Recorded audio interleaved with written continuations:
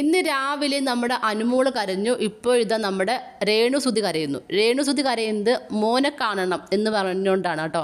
മോനെ മിസ് ചെയ്യുന്നു എന്ന് പറഞ്ഞുകൊണ്ടാണ് കരയുന്നത്. ഞാൻ പറഞ്ഞ ചിലപ്പോൾ തെറ്റായിരിക്കും, കാര്യം എല്ലാവരും ഗെയിമാണല്ലോ.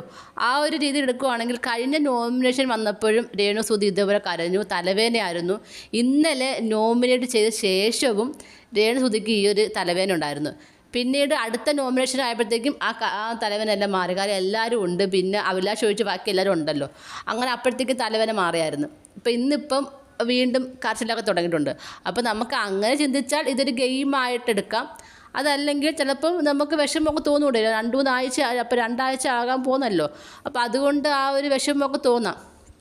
പിന്നെ സെറ്റിൽ നിന്നും സെറ്റിലേക്ക് പറന്നുപോയി വീഡിയോസും ഷോർട്സും റീൽസും ഒക്കെ ചെയ്യുന്ന ഒരാളാണ് നമ്മുടെ രേണു എന്നാണ് രേണു എന്നെ പറയുന്നത്. അപ്പം ഇതെല്ലാം ഒരു ഗെയിമായിട്ട് തന്നെയാണ് എനിക്ക് തോന്നുന്നത്. കാര്യം എല്ലാവരും ഗെയിം കളിക്കാൻ വന്നവരാണ്. ഇതിപ്പോൾ സീസൺ 7 ആണ്, എല്ലാവർക്കും അറിയാം ഇവിടെ എങ്ങനെയാണെന്നുള്ളതൊക്കെ.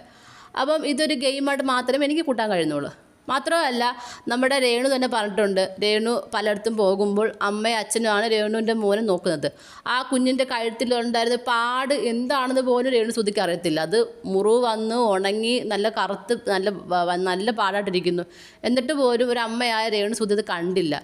അങ്ങനെയുള്ള ഒരാൾ മോനെ കാണണമെന്ന് പറഞ്ഞ് കരയുമ്പോൾ എനിക്കത് വിശ്വസിക്കാൻ കഴിഞ്ഞില്ല. കാര്യം ഞാനൊരു അമ്മയാണ്.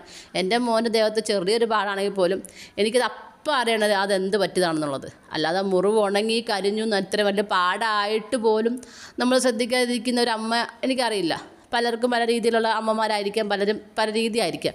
പക്ഷേ എന്നെ സംബന്ധിച്ച് രേണു ഇപ്പോൾ കരയുന്നത് ഒരു റിയൽ ആയിട്ട് എനിക്ക് ഫീൽ ചെയ്തില്ല. കാര്യം നോമിനേഷൻ വരുമ്പം മാത്രമാണ് രേണുവിന് തലവേദനയും ഇതുപോലെ മോനെ ഓർത്തുള്ള വിഷമമൊക്കെ ഉണ്ടാകുന്നത്.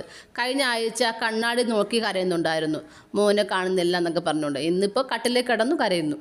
എന്തായാലും നോക്കാം എല്ലാവരുടെ ഗെയിം ഇനി ഏത് രീതിയിലാണ് പോകുന്നതെന്ന്. നിങ്ങൾക്ക് എന്താണ് തോന്നുന്നത്? നിങ്ങളുടെ അഭിപ്രായങ്ങൾ താഴെ കമൻറ്റ് ബോക്സിൽ മറക്കാതെ രേഖപ്പെടുത്തണം. കൂടുതൽ ലൈവ് അപ്ഡേഷനുമായിട്ട് ഉടനെ വരുന്നതായിരിക്കും.